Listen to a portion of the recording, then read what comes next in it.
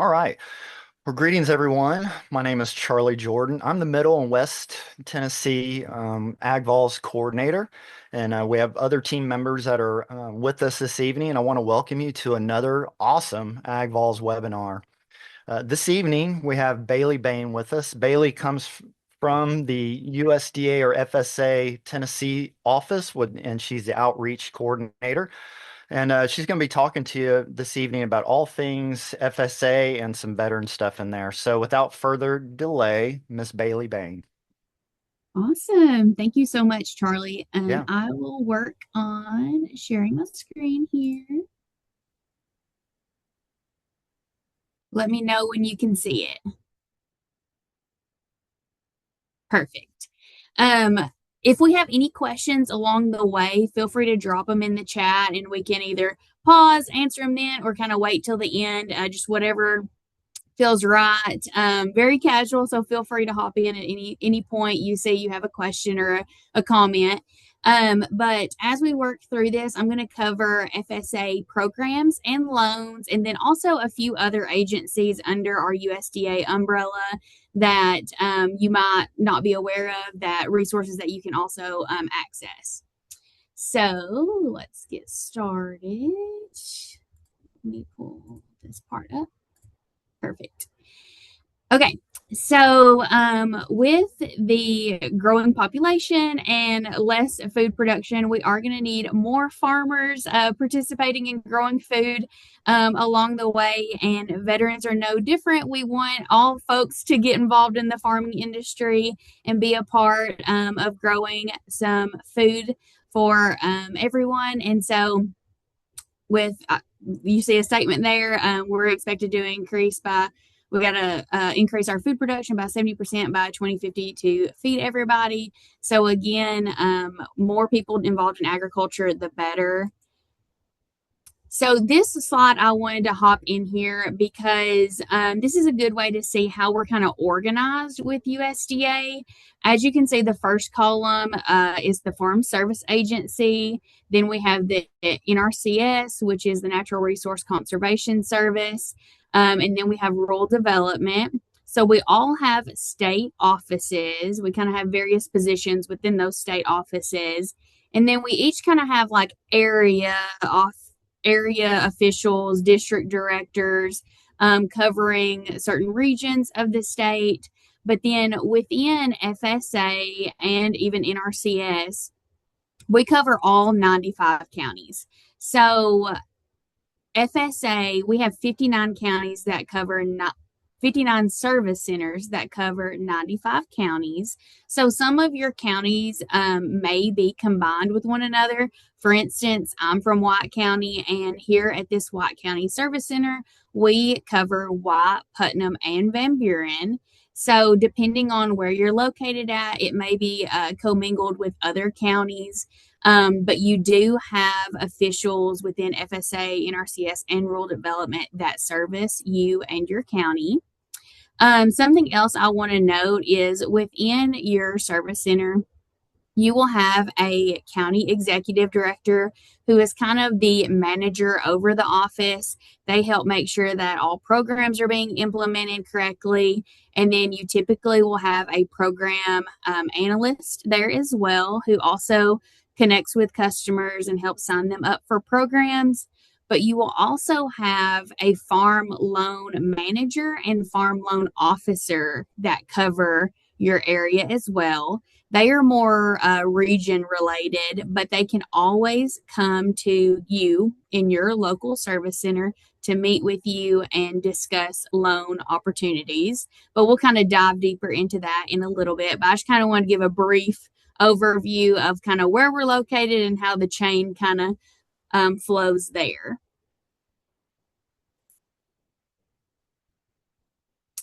So there are many things to consider when starting a farm. We're not here to set you up for failure. Therefore, we want you to be prepared with some key components. And as you can see, there are some things listed there.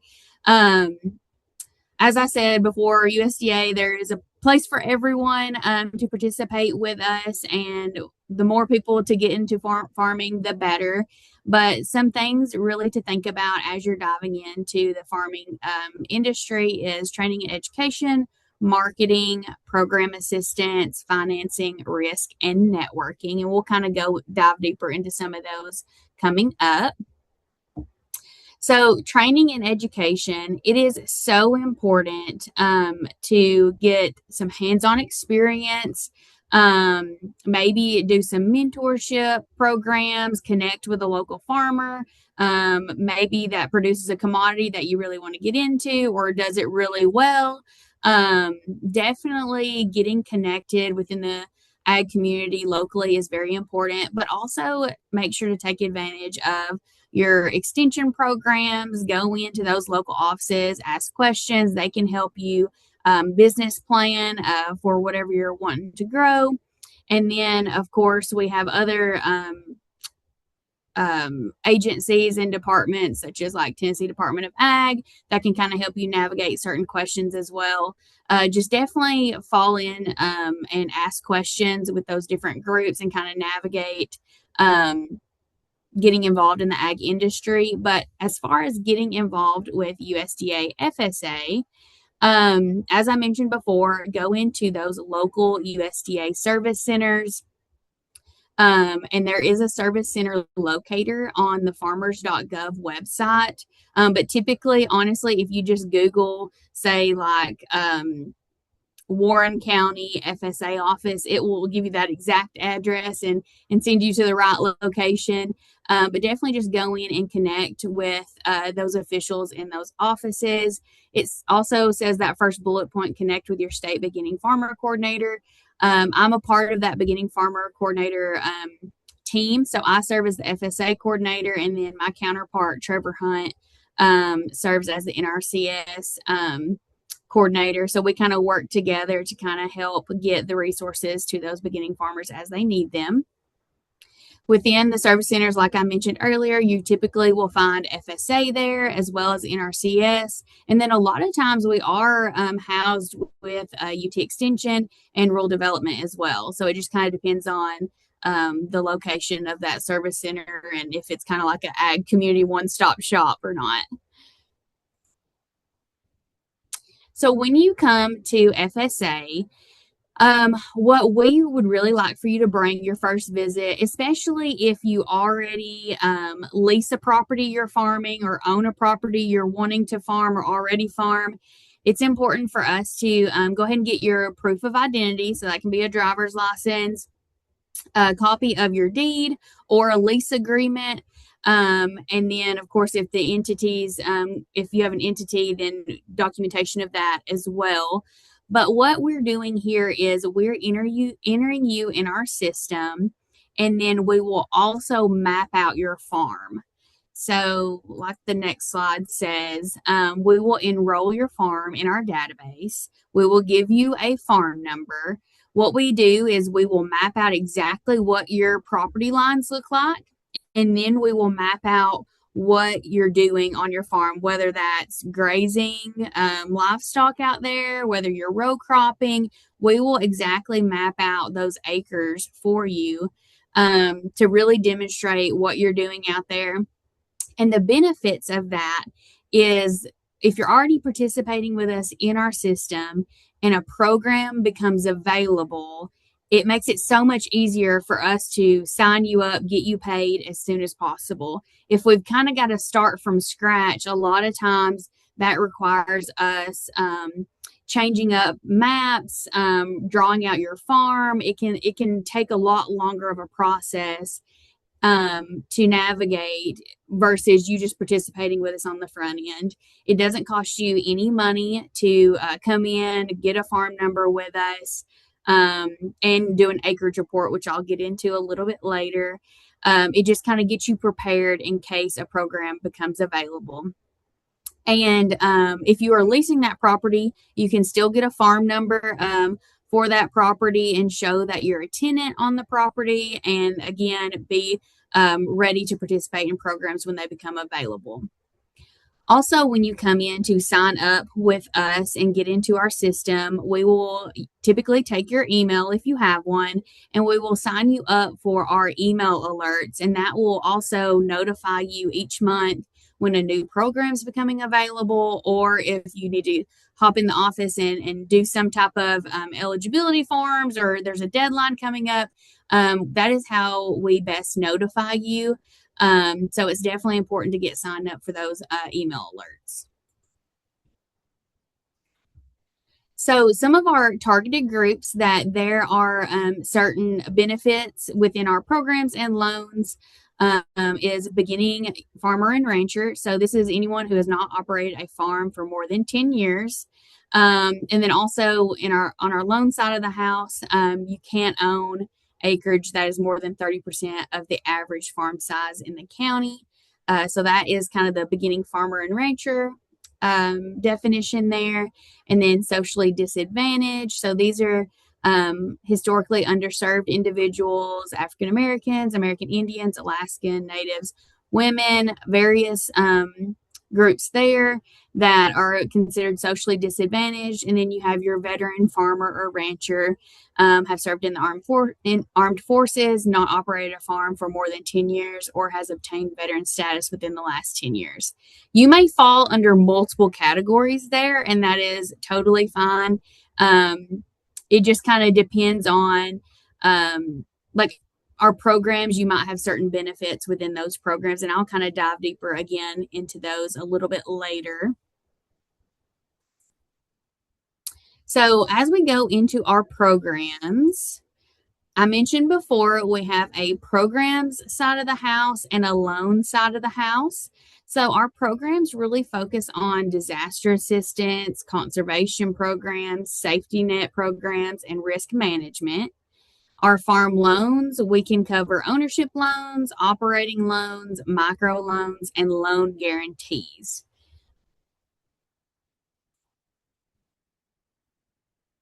So, with FSA farm programs, as I mentioned earlier, the crop acreage report is crucial.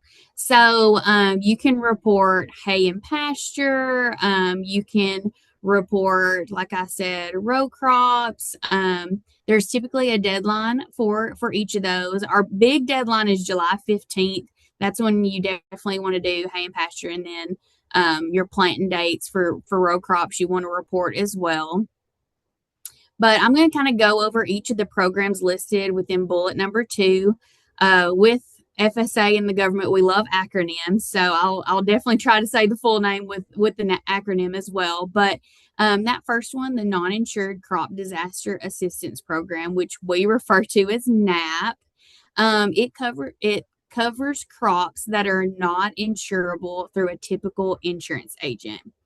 So typically, whenever you do this insurance policy, there is a fee for coverage, but by being a beginning farmer, veteran farmer, SDA, or limited resource producer, you're able to get that basic coverage for free, which I believe is typically like $325. So you can get that basic coverage for free. That is kind of more geared towards probably some specialty crops, but also grazing ground. I would, if it's free, I would definitely go ahead and participate in that program, get that extra coverage because, again, you're not paying anything out of pocket. And if we have a drought like which we are right now, we can maybe get some compensation for that loss of forage out there. So definitely is a great opportunity again for veterans, beginning farmers, SDA, and limited resource producers. So limited resource producers is someone that makes less than the county average. Every county kind of has that number, that threshold that we would look up to see if you're eligible to be a limited resource producer. The Emergency Assistance for Livestock, Honeybees, and Farm Raised Fish Program, which we refer to as ELAP. So for livestock producers, it provides assistance for grazing losses on non-federal land, additional costs in transporting water to livestock, additional costs that you may endure if you're having to transport feed to livestock. So this program I really become more acquainted with through Hurricane Helene in East Tennessee. A lot of folks, hay got washed down the river. So those additional costs they endured having to haul in feed for their livestock was covered by ELAP. But also in reference to the honeybees, if you lose a colony due to a disaster, then you can get compensation for that loss you've endured, and then farm raised fish as well. A lot of our programs here are disaster related. Moving into the livestock indemnity program, as we refer to LIP. This provides benefits for eligible livestock producers when you have death in excess of your normal mortality rate caused by disaster. So, adverse weather conditions, if there's a freeze and you lose your calves, some of your calves freeze to death, that could be an eligible cause. Even an eligible attack, maybe we have certain avian predators that are covered in that attack portion just because the federal government protect them or reintroduce them into the population. So that includes wolves as well. So there's definite opportunity there to cover for unfortunate losses due to things outside your control. So definitely you just want to document that as much as possible. I know when something's attacking your livestock, the first thing you don't think to pull out your phone and take a picture. I totally get that. You're trying to get it off your livestock, but definitely try to document as much as possible. Again, record keeping is important here to know your herd size and also your normal mortality rate. Just keeping records of that is important, but definite opportunities there to cover for livestock death. Next one is the Livestock Forage Disaster Program.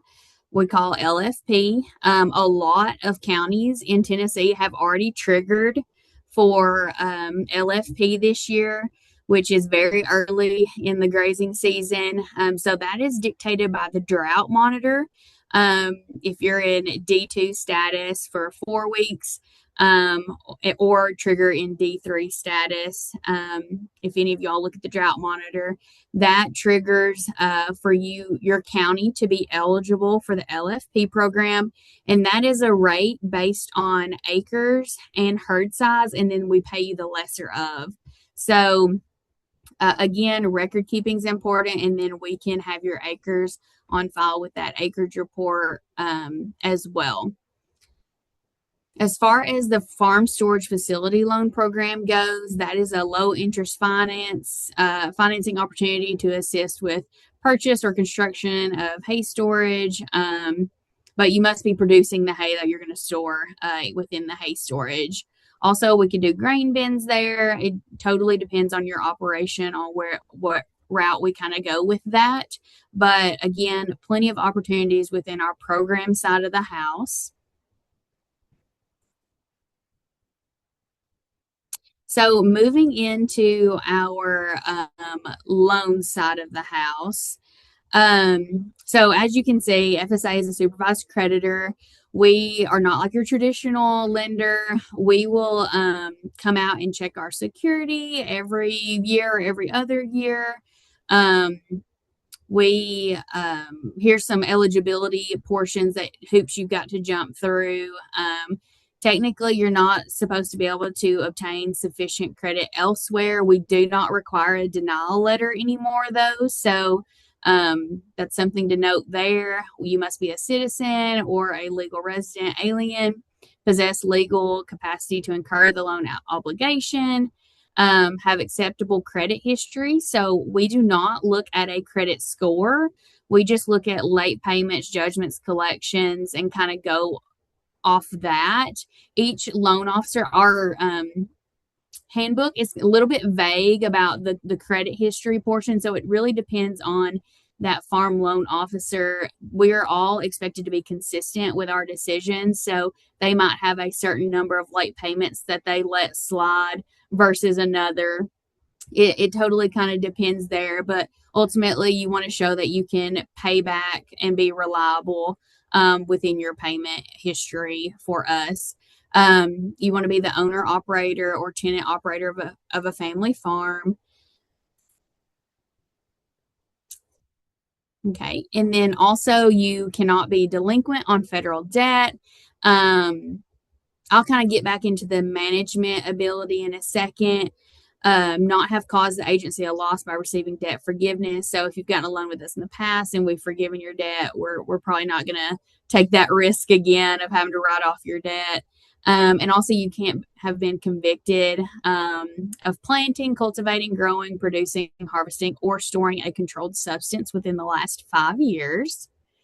So, a lot of different hoops you kind of got to jump through for us, but probably the biggest one is our management portion. So any loan above 50,000, you have to have 3 years worth of experience. So the easiest way to have farming experience is filing that Schedule F. That is the easiest cut and dry way to show us that you've been farming the last 3 years, um, or 3 years within the last 10. But you can also substitute 2 of those 3 years. So ultimately, you do have to have 1 year of farming experience, but you can substitute 2 of the 3 years. One of those can be by serving in our military, being a veteran. Um, Another option for substitution is owning your own business, having an ag degree, undergoing certain courses, maybe with UT Extension, or various agriculture groups. So there's ways to substitute 2 of the 3 years, but again, ultimately you do have to have that 1 year of farming experience for us to do the loan above 50,000. But a great way to become eligible is maybe get a loan with us that's below 50,000, and that would be our micro loan, which I will get into next. So here is our various types of loans. There is one or two that's not listed there that I'll try to cover as well. But so as I mentioned, if you look at that third bullet point, micro loans, they are below $50,000. That can be either an operating loan or an ownership loan. So our operating loans, they can be used for feed, seed, livestock, equipment, anything farming related functionality of it, we can pretty much cover. And then ownership can be within that property purchase, or if you want to enhance the property, build a barn, fence, whatever that might look like for you and to get your operation up and running the way it needs to. So, operating loan, the typical operating loan, we can go up to $400,000. Our typical property purchase loan, we can go up to $600,000. But those two loans, if they're above $50,000, you have to have the 3 years of farming experience, or like I said, you can substitute 2 of the 3 years.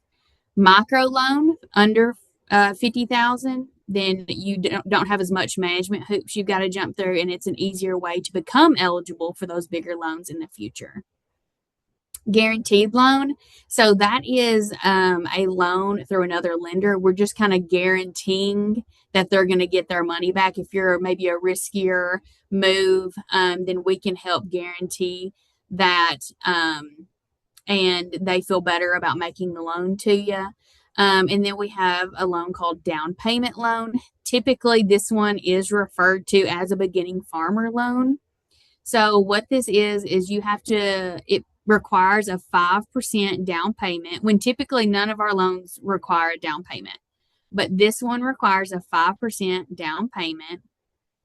And then we can finance 45% of the purchase price, 45% of the appraised value, or $667,000. So, but that's when you've got to get another lender involved, and you have their rates and terms that you have to deal with for that other 50% of the loan. So that's something to keep in mind. Something else, or another loan that we offer, is called joint financing loan. So that is where we could do a 50-50 loan with another lender. You get our rates and terms for 50% of it and their rates and terms for 50% of it, and you don't have to do that down payment.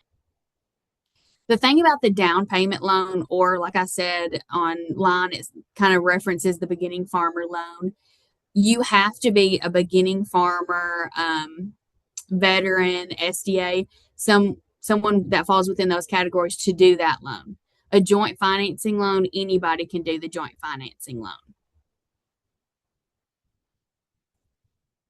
And here are our rates from April. So they will change in May. But once you lock in with us, you're fixed for the term of the loan. So when you apply with us, we can get you an approved date and then an obligation date. And if it's in the change in the month, so say you get approved today, April 28th, but you don't get the funds until May 4th, then you will get the lesser of the two rates that we had on our books. So that's good for you. And then you're locked in at that for the term of the loan. So as I mentioned, those operating loans, 4.75%, ownership loan, 5.75%, the joint financing, 50-50 loan with another lender, our rate would be 3.75%.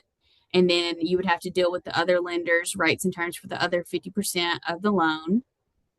Down payment, you would have to put down 5% of the loan total value, and then we could finance 45% of the loan with 1.75%, and then you have another lender's rate on that last 50% we're covering. And then emergency loans, I didn't mention these a little bit earlier. This has to be triggered through a disaster. So a lot of times, straight line winds, hurricanes, tornadoes, you can get an emergency loan to get your operation back up to the way it was before the storm or whatever that might be. But I will say we don't have a ton of participation in that loan because you're trying to clean up and you might not have time to wait on us to get you the funds. That's something else I need to mention is we're not the quickest to get you your funds. So we're typically about a 60 to 90 day process, and we cannot do auctions because we just don't have that quick of a turnaround. So again, we take longer. We'll come out and check our security, but these rates probably beat most people, if not all folks. So it just kind of depends on how much saving that money means to you.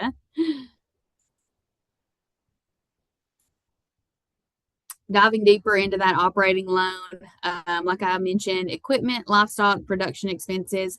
Something else we can do is we can refinance operating expenses. So if you are with another lender, you bought a tractor and have financing through them, we can refinance that tractor for better rates and terms with us. We can go up to 7 years on an operating loan, and again, that max limit is $400,000.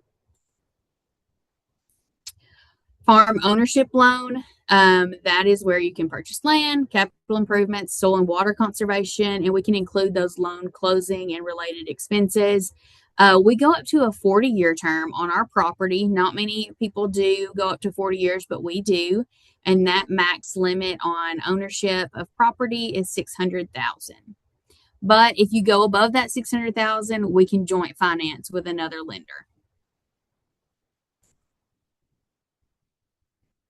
So I dove into this a little bit earlier about the microloans being below 50%. Something I might have failed to have mentioned is that we can do annual expenses, which I guess I kind of covered it, feed and seed. We can even do if you are paying people to work for you on the farm, we can do payroll, but that is a 1-year term. So those are expenses within that 1 year that you have to pay back. But longer term assets, which I mean they're kind of considered short term, but equipment, livestock, they're going to last the life of the 7 years typically. Or if you sell, you just need to pay us off that loan payment, so or that loan in full. But we can do those annual expenses. If you buy feeders, we can do that on a year term, and then you can just pay us off when you sell them. Guaranteed loans, they're all done by another lender, and that max limit is listed there. To qualify, you just have to meet general eligibility requirements, be able to obtain the loan without a guarantee, and have a feasible plan, and then adequate collateral as determined by the lender. So it's kind of all on that other lender's terms. And then I already kind of covered the down payment loan here. Um, a lot of different people kind of getting involved here with your 5% down, and then 45% can be through us, and then the other 50 through another lender. Something else I wanted to mention was FSA county committees. So something that is really special about the Farm Service Agency is we have county committees within each service center. It's around 5 to 7 different members of the community. It's all kind of sectioned off, and they are elected to be on the county committee for that service center. But what's really great about that is it's a local farmer that is helping administer programs to farmers just like him, so or her. So and they also determine who is being hired in that office, if the office is running how it should, are we having all the access to the programs that we need here locally. They are the ground level person that can help navigate different things. So if they are in a community and their neighbor down the road claims a tornado hit their property and took out their barn and took livestock away, like they may be trying to participate in various programs, that neighbor can verify, oh yeah, a tornado did touch down at so and so's farm, or oh no, he's just saying that. We can help determine certain eligibility portions for programs just by having those local community members on a board, and they typically meet monthly. Those are available to attend to the public if you want to come in and maybe see some business being taken care of. There might be some portions of PII that you're not able to see or hear, and they may ask you to step out for a second, but a lot of it is just normal course of business, going over things and administering programs with us. Some tips for success with FSA specifically is have open communication with us. Even if you aren't sure if a program is available to help you during a certain disaster, or something's happened on the farm, you're not sure if you are able to participate in a program, definitely just call and ask. It never hurts to ask. And again, documentation is key. We're going to have to probably have some proof for you to participate in some programs. So definitely take pictures and keep up with those records on the farm to help better make you more eligible for a program. Inform us of any changes to your operation. If you've changed over to a different commodity, let us know. Your banking account, definitely keep us posted, because if you don't update us, the funds may go into a different account and you might not want that. So definitely keep us posted there. And again, also ownership changes. If you buy more property, if you sell property, lease more land, keep us updated there. Timely file a crop acreage report that helps you maintain eligibility with us. Again, keeps you up to date to participate in programs. If you miss certain deadlines and you want to participate in a program, then there are late file fees.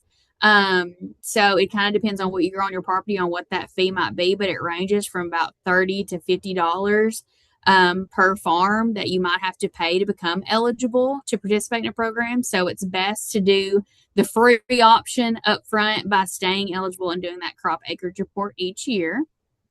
Stay connected and informed with us.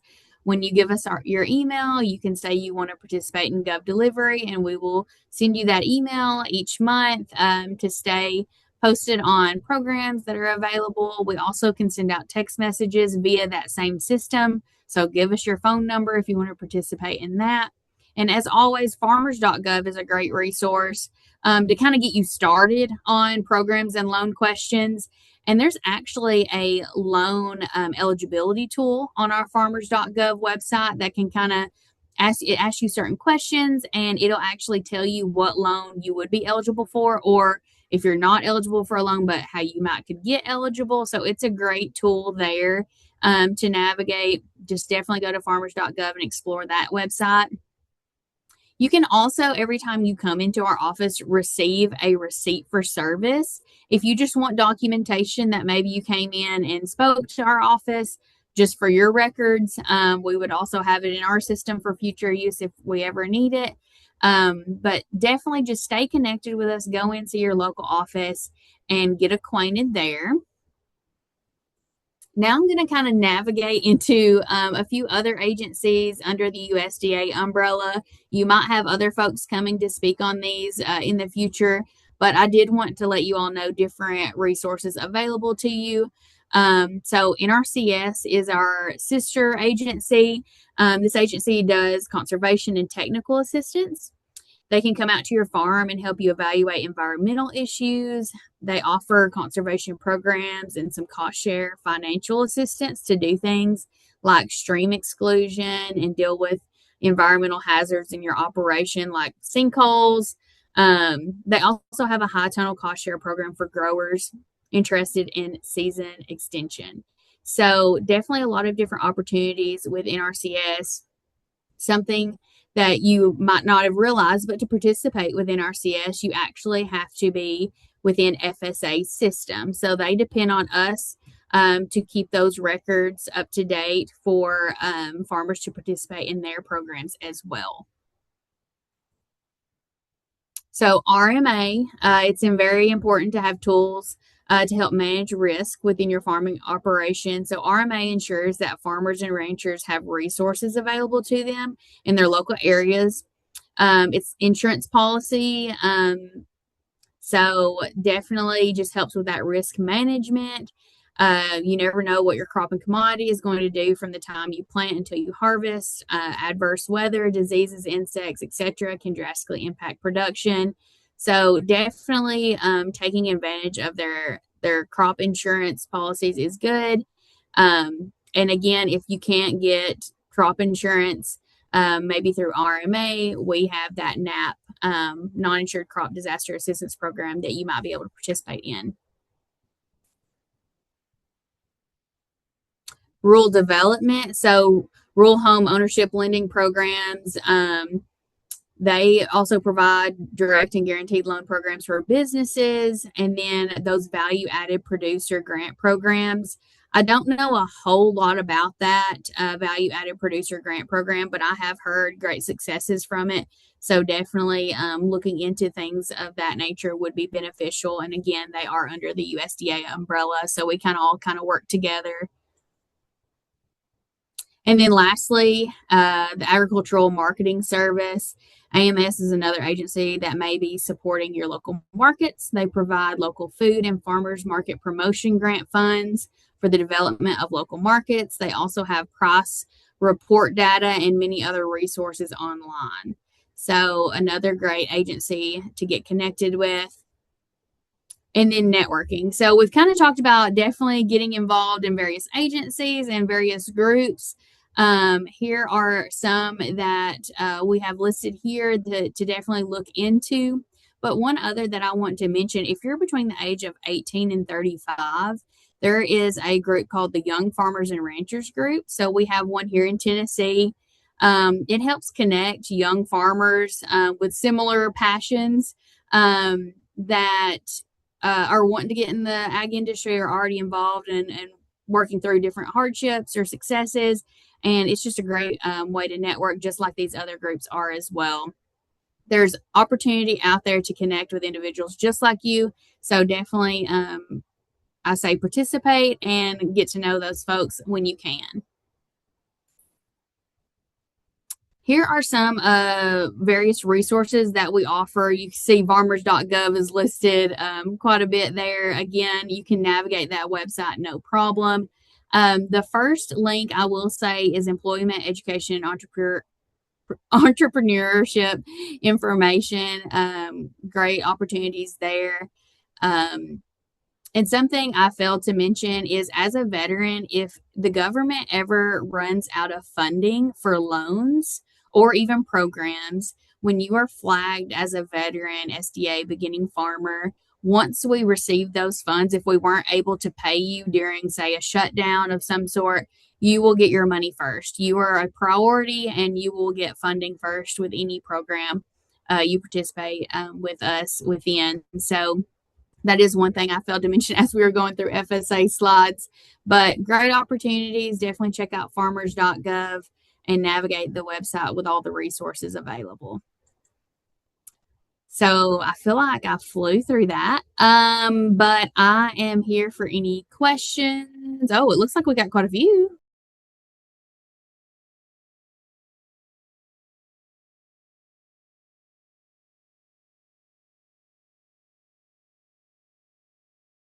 See. Yeah, well, yeah, you might be, unless we got some Yeah. West Tennessee people. Yeah. I might, or Northwest Tennessee. Okay. We ready to get going?